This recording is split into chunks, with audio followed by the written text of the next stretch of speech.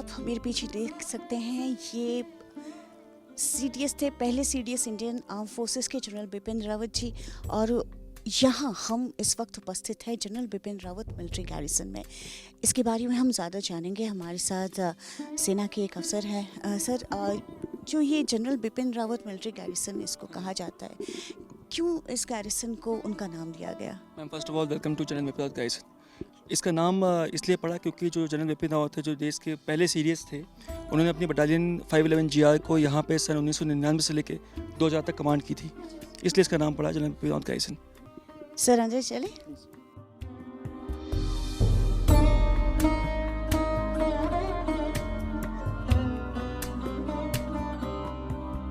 तो सर, जैसे कि यहाँ हम देख रहे हैं हट ऑफ रिमेम्बरेंस, और यहाँ जितने भी हमारे वीर जवान, वीर शहीद जो हैं हमारे, उनको यहाँ याद किया जाता है। थोड़ा बताएंगे आप इसके? मैम, ये जो हट ऑफ रिमेम्बरेंस आप देख रहे हैं, ये सन 1962 में जो हमारे जवान यहाँ पे वॉलोंग की पावन धरती को की रक्षा करते थे, जो शहीद हो गए थे, उनकी याद में बनाया गया है। इसमें 6 कुमाऊँ, 4 सिख, डोगराज, 4 डोगराज, इन पलटनों ने हिस्सा लिया था यहाँ पे। उनके जवानों ने जो बलिदानी दी, उसकी याद में ये मेमोरियल रखा गया है।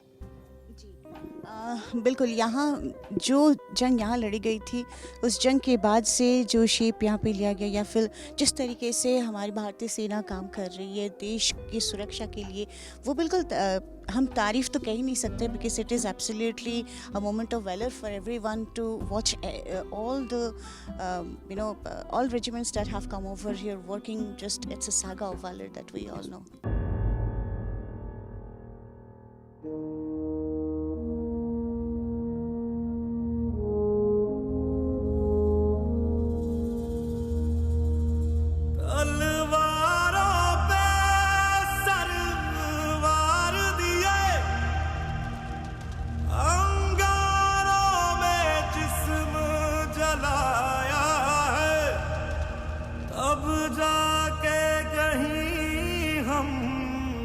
सर पे ये केसरी रंग सजाया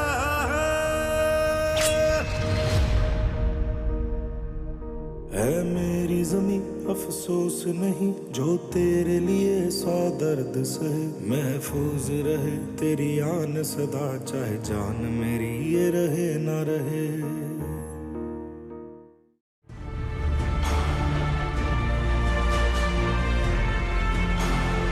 जो ATV आप देख रहे हैं, इसमें एक ये ड्रिल है किस तरीके से अगर कोई जवान इंजर्ड हुआ तो फिर एक रेजिमेंटल लीड पोस्ट जो RAP होते हैं, RAP में किस तरीके से उनकी ट्रीटमेंट की जाती है, किस तरीके से फर्स्ट एड दी जाती है। यहाँ आप देख रहे हैं इनको, ये घायल है, इनको अभी उतारा जाएगा, स्ट्रेचर में डाला जाएगा। मेडिकल ऑफिसर्स और नर्सिंग ऑफिसर्स भी साथ रहते हैं।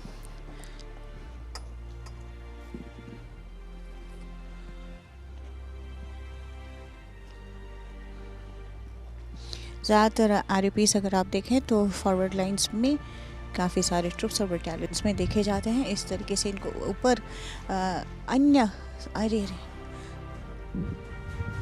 सुविधाएं, मतलब प्राइमरी ट्रीटमेंट यहाँ पे देने के बाद इनको आगे ट्रीटमेंट के लिए भेजा जाता है। तो अभी हम हमारे साथ सेना के एक मेडिकल ऑफिसर है, उनसे हम जानना चाहेंगे कि ये जो अभी हमने किया है, इस तरीके के ट्रीटमेंट्स कब कैसे की जाती है? जनरली मैम, ये कंडीशन जो आप देख रहे हैं, ये इंजरी होती है तो उसे सबसे पहले जो हमारी यूनिट की रेजिमेंटल एड पोस्ट है उस पे लाया जाता है। वॉर के सिचुएशन में हम नॉर्मल कन्वेंशनल अपना MI रूम को यूज़ नहीं कर पाते हैं, क्योंकि उस टाइम पे ऐसी सिचुएशंस होती हैं जिसमें शेलिंग चल रही होती है, बम्बार्डमेंट हो रही होती है, तो हमें एक बहुत ही प्रोटेक्टेड शेल्टर चाहिए होता है। उसके लिए हमने ये अंडरग्राउंड शेल्टर बनाए होते हैं जो कि शेलिंग प्रूफ होता है। और यहाँ पे पेशेंट को बेसिकली स्टेबल करके जितनी भी सुविधाएं अवेलेबल हैं हमारे पास, हम पूरी तरीके से सशक्त हैं उसे स्टेबल करने के लिए। और यहाँ से स्टेबल करने के बाद हम उसे फर्दर आगे के ADS यानी कि हमारे जो नेक्स्ट मेडिकल एचेलॉन हैं उसमें भेजते हैं।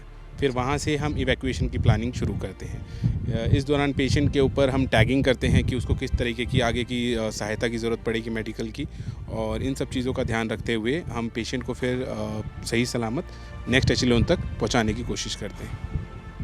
तो यहाँ आप लोगों ने देखा किस तरीके से असल में हर जो चीज़ की जानी चाहिए, कभी भी अनटूवर्ड ऐसा सिचुएशन हुआ, युद्ध हुआ, कुछ भी हुआ, तो सारा कुछ भारतीय सेना उसके लिए प्रस्तुत रहती है और रेजिमेंटल एड पोस्ट उसका एक हिस्सा है।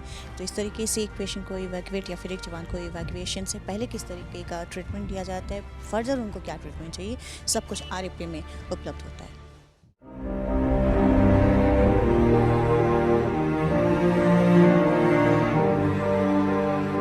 कि भी तो अब एक टूरिस्ट हब बनते जा रहा है भारतीय सेना के सहयोग से यहाँ के लोगों के लिए, क्योंकि वाइब्रेंट विलेज है केविथु। एक KFC खोला गया। KFC मतलब आप चिकन वाला मत सोचिए, ये है केविथु फ्रंटियर कैफ़े। हम केविथु में हैं, तो ये eastern most cafe of India, इन्होंने जैसे आपको बोर्ड में आप पढ़ रहे हैं यहाँ दिख रहा है, ये भारत का ईस्टर्न मोस्ट कैफ़े है। चलिए हम अंदर लिए चलते हैं आपको। पहले बेकरी था, 2022 के 7 अगस्त को शुरू किया गया था भारतीय सेना के सहयोग से। बेकरी से ये धीरे धीरे कैफ़े में बदल गया और यहाँ पे आप चाय, कॉफ़ी, मोमोज, चाउमीन जो चाहे खा सकते हैं। जैसे मैंने कहा कि टूरिस्ट्स काफ़ी आते हैं यहाँ पे, तो जो यहाँ केविथु काहो वगैरह केविथु आते हैं घूमने, तो ऐसे जैसे आज भी यहाँ पे बहुत सारे लोग आए हुए हैं, भीड़ लगी रहती है हमेशा। 4 लड़कियां यहाँ पे फ़िलहाल काम कर रही हैं, जो it is an employment generation program which the Indian army does with the civilians also, and developing Kibithu uniform is also a part of it. शांति है हमारे साथ। हाय शांति। और जैसे यहाँ पे मैं अनुरोध करती हूँ सागर से कि वो दिखाएं, यहाँ लिखा हुआ है Kibithu bakery a women empowerment initiative by the Indian army. भारतीय सेना का ये इनिशिएटिव है जहाँ पे सेल्फ रिलायंस के ऊपर, स्किल डेवलपमेंट के ऊपर और बिजनेस की ग्रोथ कैसे की जाती है उसके ऊपर फोकस किया जाता है। साथ में जीविका, लाइवलीहुड जनरेशन कैसे की जाए उसके ऊपर फोकस करके ये शुरू किया गया। शांति, आप कब से यहाँ काम कर रही हो? 2022 से जब स्टार्टिंग हुई थी तब से काम कर रहे हैं हम यहाँ अच्छा, आप स्टार्टिंग से ही हैं। अच्छा, पहले बेकरी था? पहले नहीं थे यहाँ पे, आर्मी वालों ने खोला है सब। नहीं, ये पहले बेकरी था, अभी कैफ़े है। जी मैम। अच्छा, जब बेकरी था तब भी बहुत लोग आते थे? हाँ आते थे मैम, क्योंकि यहाँ दूसरी कोई जगह तो थी नहीं। इंडियन आर्मी ने ये जब हेल्प किया ये खोलने के लिए, वुमेन एम्पावरमेंट के लिए, उसके बाद लोगों को खाने के लिए एक जगह मिलती थी जहाँ पे आके वो कॉफ़ी हो, कुछ भी बेकरी आइटम्स खा सकते थे। हाँ मैम। उसके बाद ये कैफ़े बना। ये कैफ़े दो साल ही हो रहे बने हुए, पहले तो बेकरी थे यहाँ पे। बताइए कि भारतीय सेना ने कैसे हेल्प किया, इंडियन आर्मी की हेल्प से इतना सब कुछ कैसे, किस तरीके से उन्होंने शुरू करने में हेल्प किया, आपको पता है? ये तो सद्भावना के थ्रू से बेकरी खोले गए हैं, जो इंडियन आर्मी के द्वारा खोले गए हैं, जिससे हमें बहुत सारे वो हुए हेल्प। हाँ, हम यहाँ पे काम करने के लिए भी इंडियन आर्मी ने कहा था हमें, और तो क्या करें। ठीक है, तो कैसा लग रहा है अभी काम करके? जैसे पहले तो यहाँ केविथु में ऐसा कुछ था नहीं, अभी जैसे कितने सारे टूरिस्ट्स भी आ रहे हैं ना, तो यहाँ आपके कैफ़े, आप लोगों के कैफ़े में भी बहुत सारे लोग आते हैं, आकर के सब खा के जाते हैं, फिर अच्छा लगता है, उनको खाने के लिए एक जगह मिल गई है यहाँ पे। पहले उनको खाने के लिए जगह नहीं थी। हाँ, हमें भी अच्छे लगते हैं क्योंकि यहाँ पे भी टूरिस्ट भी आते हैं, तो उनको खाने के लिए कोई जगह तो मिलते हैं, हमें उन्हें सर्व करने में भी अच्छे लगते हैं। और यहाँ बेकरी खोल के हमारे लिए भी अच्छी हुई है, गाँव वालों के लिए भी अच्छी हुई है। बिल्कुल शांति, थैंक यू। सागर, अगर आप दिखाना चाहें, देयर इज़ अ वॉल, यहाँ काफ़ी ऐसे बोर्ड्स लगे हुए हैं जहाँ पे Kibithu frontier cafe I was here बोल के जो नोट्स हैं, वो नोट्स अलग अलग लोगों ने किस तरीके का उनका एक्सपीरियंस है, all of them are filled with good experiences, and ये सब कुछ यहाँ वॉल पे लगा हुआ है। काफ़ी सारी फोटोग्राफ्स भी हैं। वी मस्ट से कि we need to praise actually this initiative of the Indian army, जिसके थ्रू ऐसे गांव को जो हाई ऑल्टीट्यूड्स में है, नेचुरल ब्यूटी के बीच है, जहां वो पूरे गांव को जैसे अडॉप्ट करते हैं। It seems like an adoption program where we have a vibrant village Kibithu. Bharat के ईस्टर्न मोस्ट प्रांत में हम अभी हैं, केविथु, आपको पता है। और केविथु में यहाँ जिस तरीके का माहौल पहले था, डेवलपमेंट हमने बहुत कम देखा था, लेकिन अभी जब हम आए हैं तो यहाँ काफ़ी सारे डेवलपमेंटल एक्टिविटीज़ हो रही हैं भारतीय सेना के सहयोग में। फ़िलहाल हम हैं गवर्नमेंट मिडिल स्कूल केविथु में, जो कि यहाँ आप देख सकते हैं, यहाँ लिखा हुआ है 2 अक्टूबर 1982 1982 में स्थापित थे। मैम, आपका स्वागत है हमारे योद्धा शीर्षक प्रोग्राम में। आप यहाँ पढ़ाती हैं मैम? जी, मैं यहाँ पढ़ाती हूँ। और यहाँ कितने बच्चे हैं मैम? यहाँ 15 बच्चे हैं। जी, कौन सी कक्षा तक यहाँ क्लासेस होती हैं? क्लास 8 तक, 1 से लेके क्लास 8 तक प्री प्राइमरी भी है, यूकेजी एलकेजी भी है। फ़िलहाल एजुकेशनल सिस्टम कैसा है यहाँ पे, किस तरीके से बच्चों को पढ़ाया जाता है? यहाँ सब कुछ ठीक ही चल रहा है। बच्चों का हिसाब से तो सीनियर है तो सीनियर का हिसाब से पढ़ाया जाता है, हर तरह का तरीक़ा से पढ़ाया जाता है। मैं यहाँ आपको पूछना चाहूँगी, जैसे सिविल एडमिनिस्ट्रेशन तो है ही साथ में, क्योंकि एक सीमावर्ती इलाका है, चीन के साथ सटा हुआ एक एरिया है, और 1962 के बाद यहाँ जैसा माहौल था अब तो बहुत ज़्यादा दिख रहा है मुझे, यहाँ वहाँ डेवलपमेंट है। भारतीय सेना ने भी इसमें बहुत हेल्प किया, गांव वालों को साथ लेकर चले, तो यहाँ स्कूल के डेवलपमेंट में भी इंडियन आर्मी ने कुछ हेल्प किया। जी, बहुत सारा हेल्प किया है इंडियन आर्मी ने भी। यहाँ में प्लेग्राउंड में भी बच्चों को खेलने के लिए उपलब्ध कराया है, और यहाँ वन महोत्सव जैसे वर्ल्ड एनवायरनमेंट डे में भी वो लोग साथ देते हैं हम लोग के साथ में, पेड़ पौधे लगाते हैं हम लोग के यहाँ, चीज़ भी देते हैं, स्वीट वगैरह भी। त्योहार होने से भी हम लोग को इन्वाइट करते हैं, हम बच्चों को खिलाते हैं पिलाते हैं। और यहाँ ये मेडिकल कैंप भी कराते हैं 20-20 में, और जीव जंतु के लिए भी यहाँ भी कराता है, गाँव वाला लोग के लिए भी सभी को सुविधाएं देते हैं। अब स्कूल के अंदर चले मैम।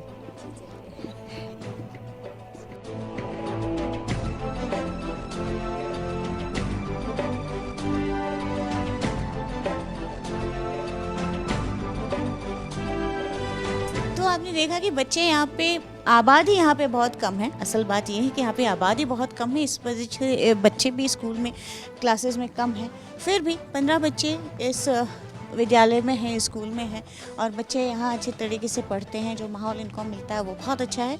एंड जैसे मैम ने बताया था कि भारतीय सेना का बहुत सहयोग है इस पूरी स्कूल के अपलिफ्टमेंट और डेवलपमेंट में। काफ़ी सारी एक्टिविटीज़ भी वो लोग कराते हैं। वर्ल्ड एनवायरनमेंट डे में भी उनको साथ में लेकर के पेड़ पौधे आदि लगाने का काम करती है। इस बार हम चलिए एक भारतीय सेना के एक अफसर से उनसे बात करेंगे कि किस तरीके से भारतीय सेना सहयोग करती है इन ऐसे दूर दराज इलाकों में, ऐसे रिमोट एरियाज़ में बच्चों को, गांव को अपलिफ्ट कराने के लिए।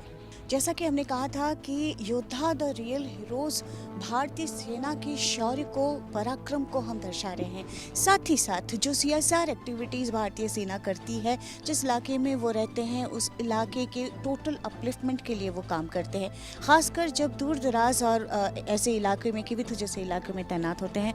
हमारे साथ सेना की एक अफसर है।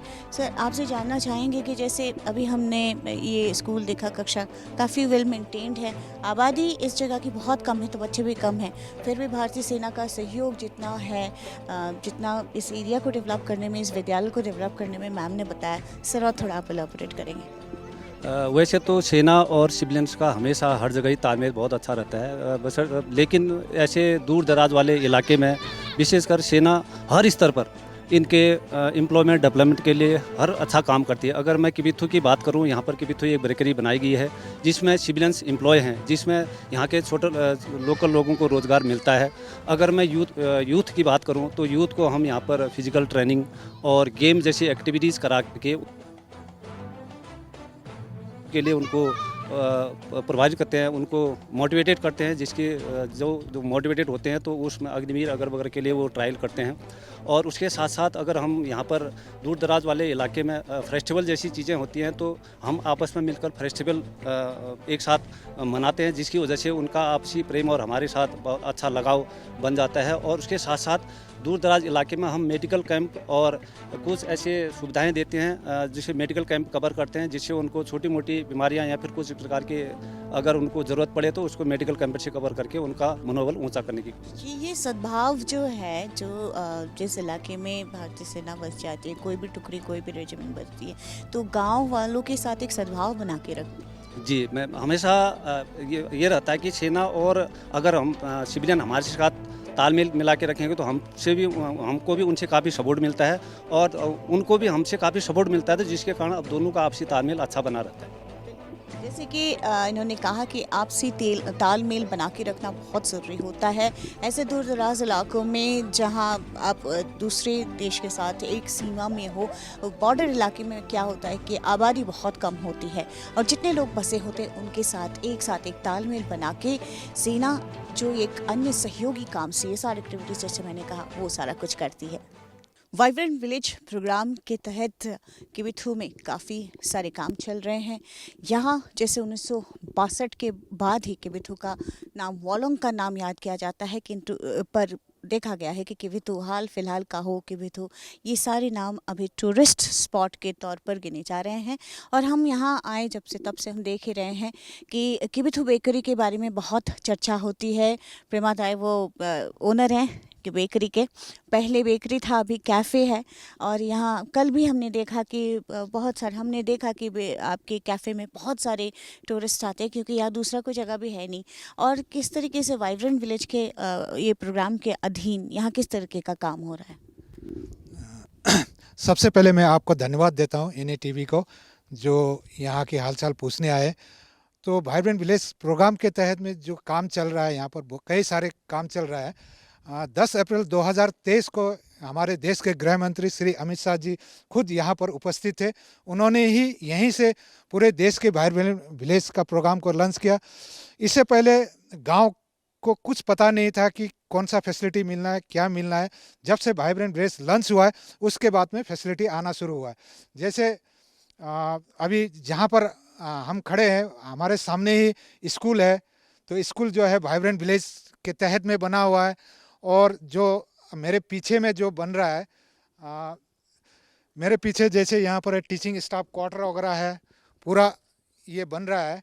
तो यहाँ पर एक SSG ग्रुप है, सेल्फ हेल्प ग्रुप है। सेल्फ हेल्प ग्रुप के तहत में भी कई सारे काम वगैरह वाइब्रेंट विलेज के थ्रू में मिल रहा है। जैसे होम स्टे हो गया, फिशरी पॉन्ड हो गया, कैटरिंग रेयरिंग हो गया, ये सब अभी आना शुरू हो गया। और गांव वाले भी काफ़ी खुश है इस फैसिलिटी को हासिल करके। इससे पहले कोई गांव वाले को कुछ पता नहीं था फैसिलिटी क्या है बोल के। जब से वाइब्रेंट विलेज लॉन्च हुआ है उसके बाद में कई सारे फैसिलिटी वगैरह आना शुरू हो गया।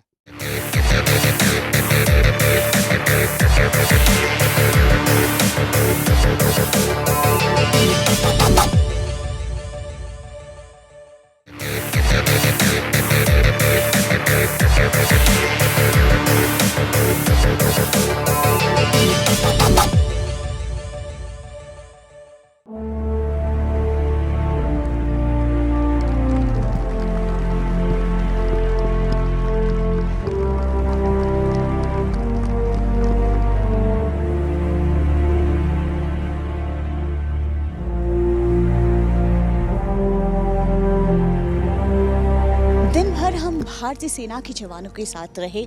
सुबह से किस तरीके से वो पूरा दिन बताते हैं, ड्रिलिंग के बाद विभिन्न गेम्स उन्होंने खेले, ये सब कुछ आपको दिखाया। किस तरीके से फायरिंग का अभ्यास करते हैं, युद्ध अभ्यास करते हैं, सब कुछ दिखाने के बाद जब दिन ढल जाता है शाम को पूरे दिन के थकान मिटाने के लिए जवान एकत्रित होते हैं। कुछ कल्चरल प्रोग्राम्स करते हैं, आपस में एक अच्छा जो वक्त बिताते हैं। बैंड्स हमारे साथ हैं, उनके भी हम धुन ज़रूर सुनेंगे। और क्योंकि यहाँ जो हम एक सीमावर्ती अंचल में हैं, यहाँ हम दिखाना चाहेंगे कि आज जहाँ हम एकत्रित हुए हैं वहाँ पे गांव के लोग भी आए हुए हैं, क्योंकि यहाँ सेना और गांववासी सब साथ साथ रहते हैं, एक साथ हर फेस्टिवल मनाते हैं। लोहड़ी का पर्व क्योंकि यहाँ मनाया जा रहा है, तो यहाँ केवल सेना के जवान ही नहीं, यहाँ जो गांववासी हैं वो भी आए हुए हैं। सब एक साथ मिलकर ये पर्व मनाते हैं। आइए पहले बैंड का हम धुन आपको सुना लेते हैं।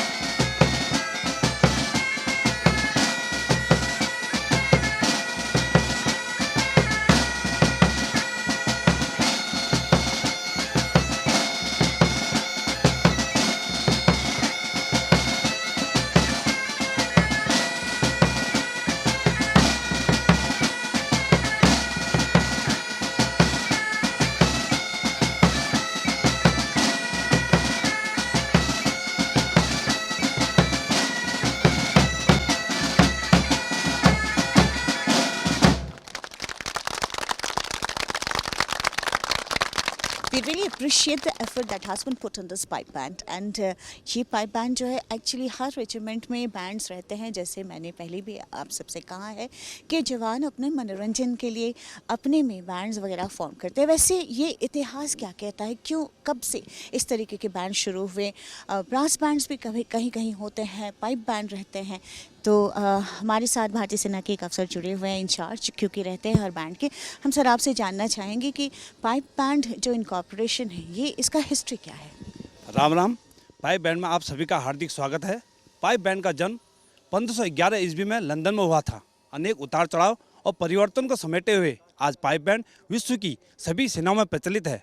प्राचीन समय में पाइप बैंड का इस्तेमाल युद्ध के दौरान सेनाओं का जोश बढ़ाने के लिए और वर्तमान समय में पाइप बैंड का इस्तेमाल बड़ी बड़ी सेरेमोनियल परेड, आरटी परेड और जवानों के मनोरंजन के लिए इस्तेमाल किया जाता है। धन्यवाद। बहुत बहुत धन्यवाद आपका।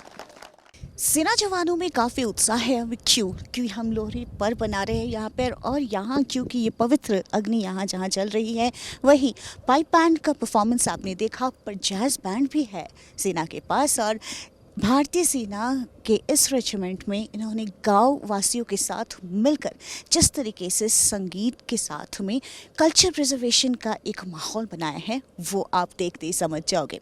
जैज़ बैंड परफॉर्म करेगी, लेकिन इस बार इसमें ट्विस्ट ये है कि इस गांव के एक युवक जो बहुत उत्साह से कहते थे कि मुझे गाना गाना है, उनको इन्होंने एक चांस दिया और वो अभी आप सबके सामने परफॉर्म करेंगे।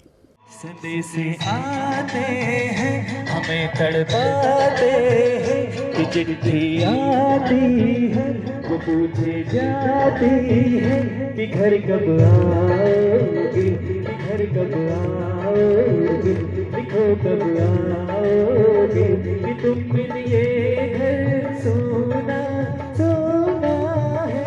संदेश आते हैं, हमें तड़पाते हैं कि चिट्ठी आती है, वो पूछे जाती है कि घर कब आओगे, कि घर कब आओगे, लिखो कब आओगे, कि तुम बिन ये घर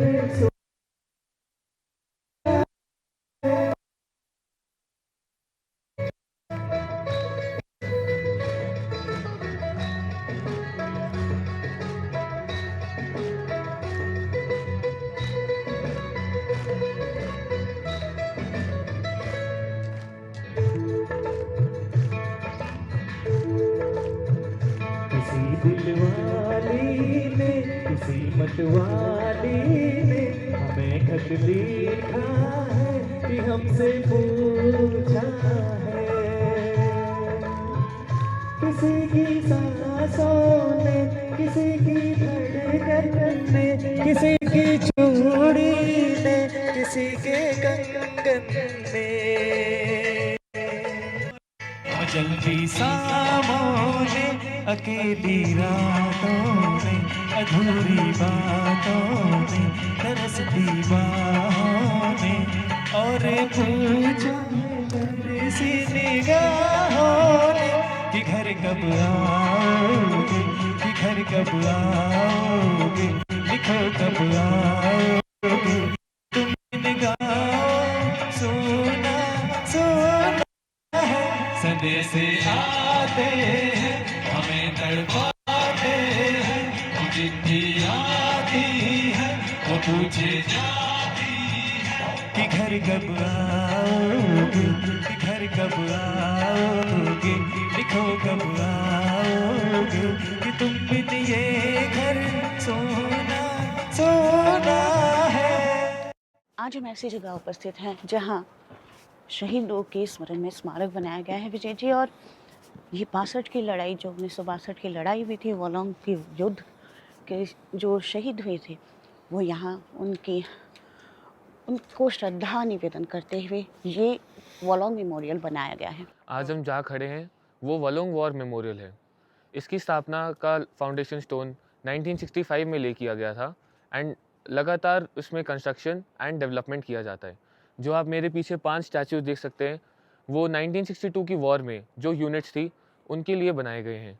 6 Kumaon, 3x3 GR, 4 Dogra, 4 Sikh and 17 para field regiment.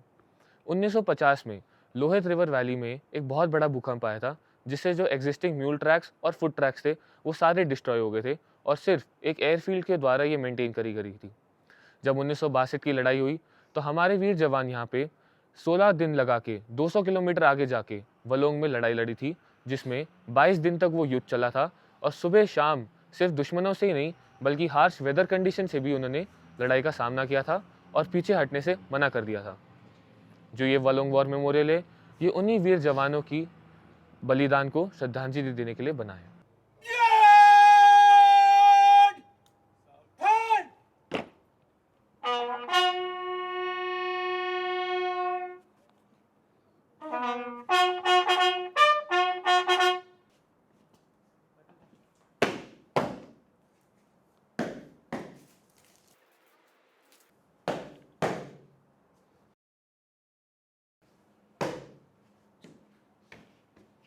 This Wolong War Memorial takes us back to that time of 1962. One cannot imagine what kind of hardships our soldiers had to face at that time. Since this is a little treacherous terrain, you all must have seen till now what we have covered in Yoddha, the real heroes.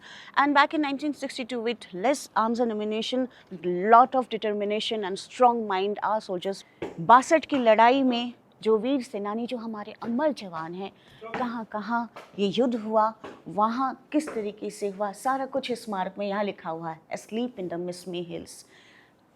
उनका जो जज्बा है, उस जज्बे का कोई जवाब नहीं, कोई उससे मैच ही नहीं कर सकता। सर हमें बताएंगे कि यहाँ इस स्मारक में क्या क्या, कौन कौन की जगहों से यहाँ मिट्टी है, हमारे वीर योद्धा कैसे लड़े थे सर?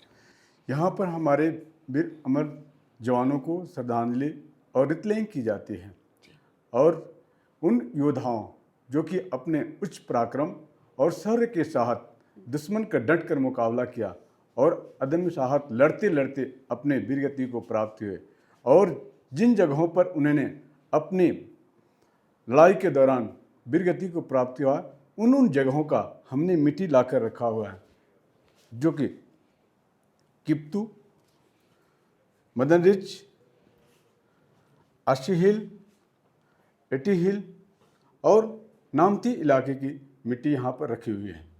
घर पे सबको छोड़ के इतनी कठिन परिस्थितियों में रहना, वापस अगर कोई गया भी तब बहुत वापस नहीं भी गए। उन आंसुओं में, उन सिसकियों के बीच इन वीर जवानों के जज्बे को हम करते हैं सलाम। योद्धा द रियल हीरोज़ में हम आपको वो तस्वीर दिखा रहे हैं जो तस्वीर शायद हमारे सोच के भी परे है। भारत माता की जय! भारत माता की जय! भारत माता की जय!